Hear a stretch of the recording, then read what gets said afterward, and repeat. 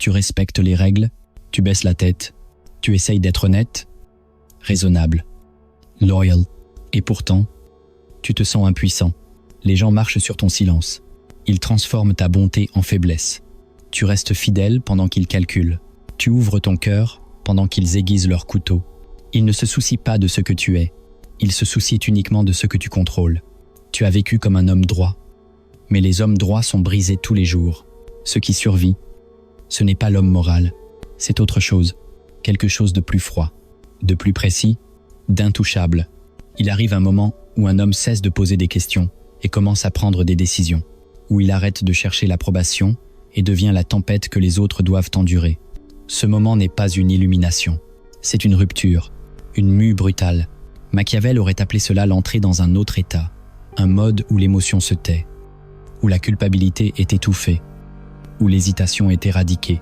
Pas de doute, pas d'excuse, juste la stratégie. Enveloppée de silence et appliquée sans miséricorde, tu deviens celui qu'on ne peut pas lire, pas anticiper, pas atteindre. Ce n'est pas la divinité, c'est la domination. Ce chemin ne commence pas par l'acquisition de pouvoir, mais par la destruction de ce qui t'en empêche. Avant de devenir puissant, tu dois détruire la partie de toi qui a besoin d'être vue. Le besoin de reconnaissance est la première faiblesse que tes ennemis apprendront à exploiter. Machiavel l'avait observé sans illusion. Les dirigeants ne tombent pas parce qu'ils manquent de force, mais parce qu'ils veulent être admirés. Ils veulent qu'on les applaudisse, qu'on reconnaisse leur intelligence, qu'on célèbre leur grandeur. Et à partir du moment où tu désires cela, tu offres un levier à ceux qui te regardent. Le véritable pouvoir commence par l'invisibilité, pas l'invisibilité physique, mais psychologique. Tu n'agis plus pour être remarqué, tu agis pour produire des résultats, en silence, sans justification, sans besoin de validation. Il est plus sûr d'être craint que d'être aimé lorsqu'on ne peut pas être les deux. Mais avant que le monde ne te craigne, tu dois cesser de craindre son jugement.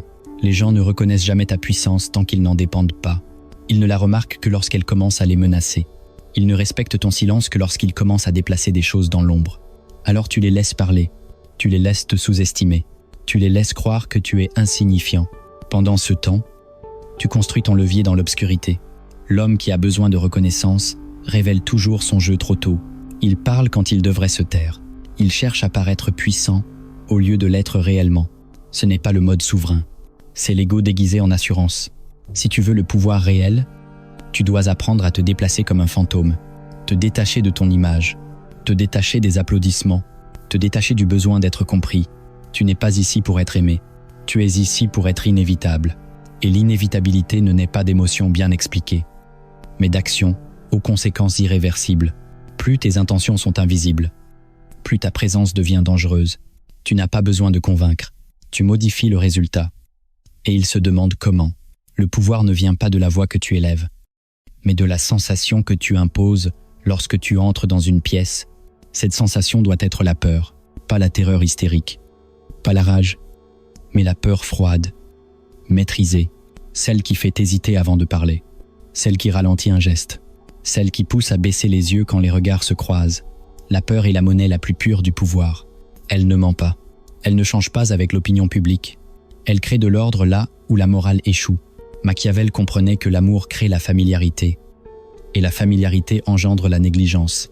La peur, elle, impose la prudence. Tu ne dois plus te demander ce que les gens pensent de toi.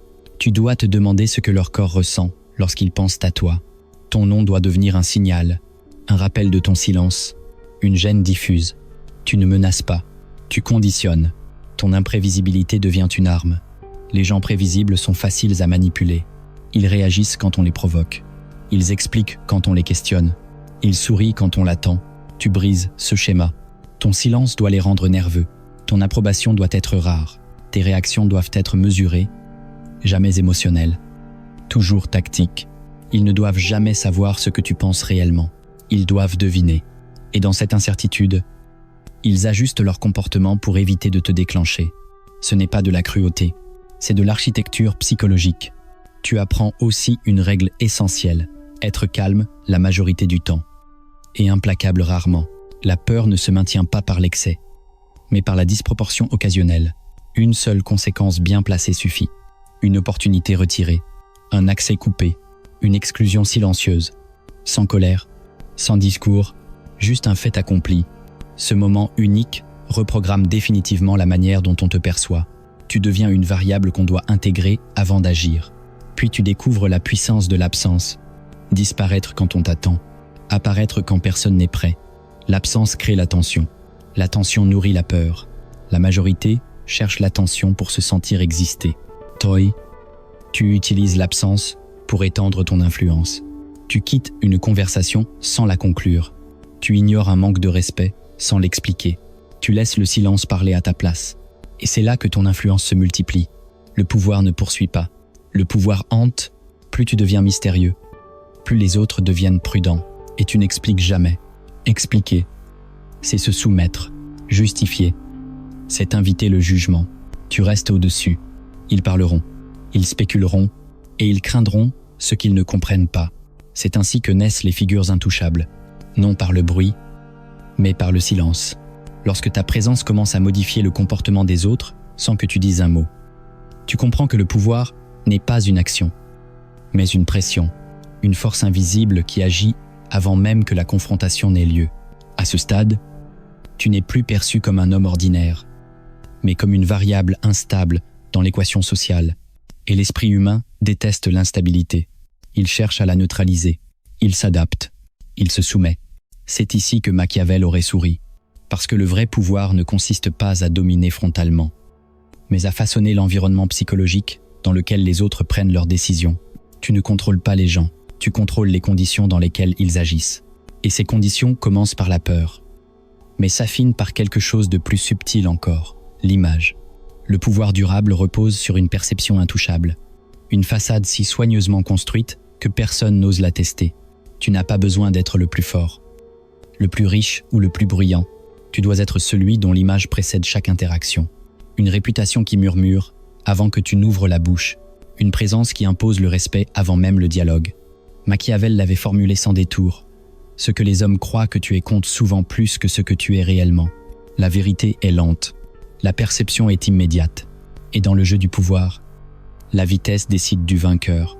Tu dois donc sculpter une persona, pas une identité authentique, mais une projection stratégique. Une figure suffisamment floue pour être insaisissable, suffisamment cohérente pour être crédible. Tu parles peu, mais chaque mot pèse. Tu agis rarement, mais chaque action modifie le terrain. Tu ne cherches pas à être compris, seulement à être ressenti. Les gens doivent te préparer dans leur esprit avant de te rencontrer. Répéter leurs phrases, ajuster leur posture, mesurer leurs intentions. Pas parce que tu les menaces, mais parce qu'ils ne savent jamais exactement où ils se situent face à toi. C'est là que l'image devient une arme silencieuse. Tu ne te défends pas lorsque quelqu'un parle contre toi. Ta réputation le fait à ta place. Tu ne corriges pas les rumeurs, tu les laisses flotter. Parce que l'incertitude travaille pour toi. Quand ton image est suffisamment forte, toute attaque semble ridicule avant même d'être analysée. Le doute ne t'atteint pas, il atteint celui qui ose le formuler. La majorité des hommes veulent être compris. C'est leur erreur fatale. Le besoin d'être compris pousse à expliquer, à se dévoiler, à justifier ses choix. Et chaque justification est une fissure. Chaque détail révélé devient une prise potentielle. Toi, tu fais l'inverse. Tu laisses les autres remplir les vides avec leurs propres peurs, leurs propres fantasmes. Et ce qu'ils imaginent est toujours plus intimidant que la réalité. À ce stade, tu comprends une vérité dérangeante. Le pouvoir n'est pas une question de justice, mais de levier. Les masses réclament l'équité parce qu'elles n'ont pas de contrôle. Les puissants, eux, n'en parlent jamais. Ils parlent d'efficacité, de stabilité, de résultats. Tu dois abandonner le besoin d'être perçu comme bon. Cette étiquette n'apporte aucune protection. Elle attire seulement ceux qui veulent en abuser. Machiavel n'a jamais conseillé la cruauté gratuite. Il a conseillé la clarté, une cruauté stratégique. Too rare, mais décisive. La plupart des hommes échouent parce qu'ils hésitent au moment critique. Ils retardent la sanction. Ils expliquent. Ils pardonnent quand cela ne sert aucun dessein. Et cette hésitation est interprétée comme une faiblesse, une invitation à recommencer.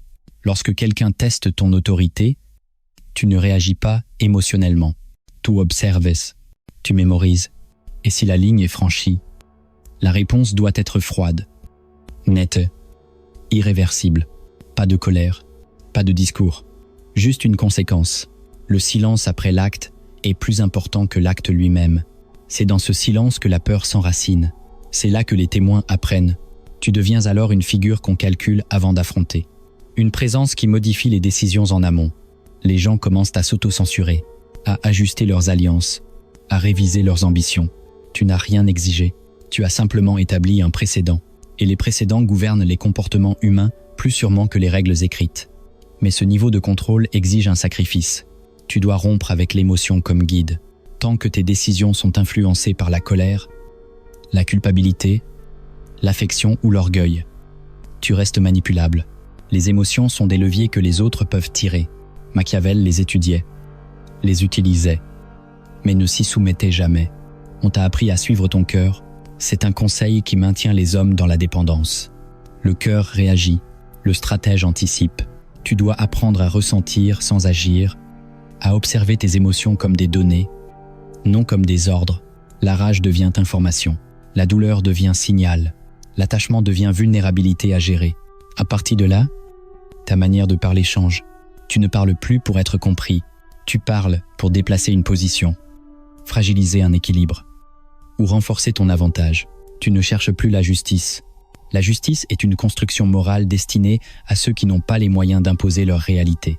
Toi, tu cherches le levier, et le levier se trouve toujours dans l'asymétrie. Les hommes émotionnels sont prévisibles. Ils s'offusquent quand on les provoque. Ils se justifient quand on les accuse. Ils explosent quand on les frustre. Et cette prévisibilité les condamne. Lorsque tu coupes le lien entre émotion et action, tu deviens inhumain à leurs yeux, et ce qui est perçu comme inhumain est craint. Ils diront que tu es froid, qu'il te manque quelque chose, qu'avant, tu étais différent. Ce qu'ils regrettent, ce n'est pas ton humanité, c'est l'accès qu'ils avaient à toi. Tu as cessé de distribuer ton énergie à ceux qui ne la méritaient pas. Tu as cessé de t'expliquer à ceux qui ne pouvaient pas te comprendre. Tu n'as rien perdu, tu t'es récupéré. À ce stade, ta présence change la dynamique d'une pièce. Tu n'as pas besoin d'intervenir, tu observes, tu écoutes, et parfois, tu te contentes de ne rien faire. Ce non-geste devient un message. Les autres parlent plus, se révèlent, commettent des erreurs.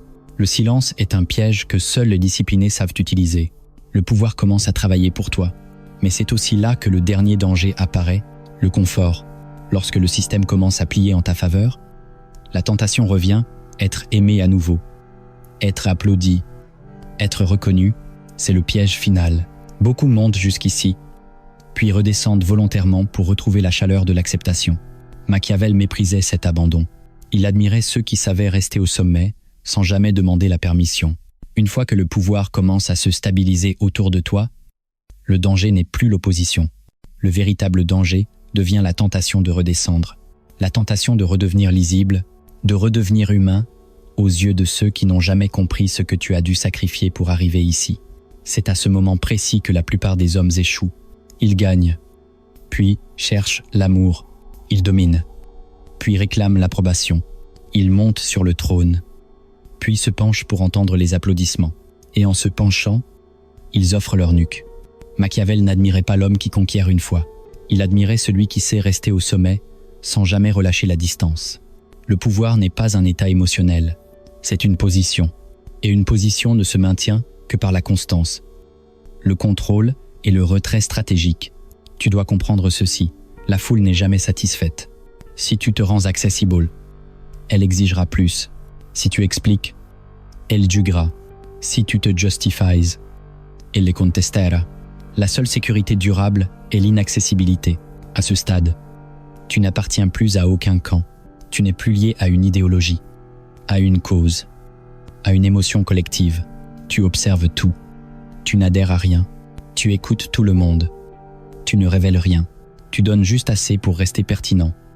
Jamais assez pour être compris. Cette distance n'est pas de l'arrogance. C'est une architecture de survie.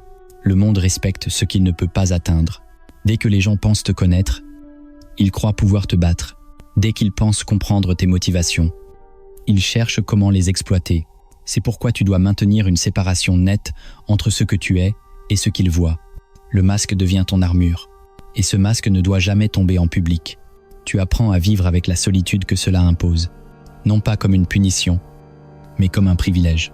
Les hommes faibles cherchent constamment la compagnie, le bright, la validation. Les hommes forts construisent dans le silence. L'isolement devient un espace de clarté, là où tu affûtes ta pensée, là où tu élimines les résidus émotionnels, là où tu ajustes ta stratégie sans influence extérieure. C'est dans cette solitude que tu consolides ton autonomie radicale. Tu n'as plus besoin d'être rassuré, tu n'as plus besoin d'être compris, tu n'as plus besoin d'être soutenu. Tu deviens ton propre système. Et un système autonome est presque impossible à déstabiliser. Les menaces n'ont plus de prise.